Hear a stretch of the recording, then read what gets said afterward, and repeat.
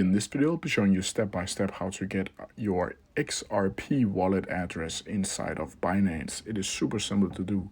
So the first thing you need to do is open up your Binance app on your smartphone device or on your computer. Then from here, you need to go down to trade. Then you need to click on deposit. Then from here, you either have the opportunity to click crypto or fiat. And if you want to find your XRP wallet address, you need to click fiat. Then from here, you need to go up to search currency and click in XRP, like so.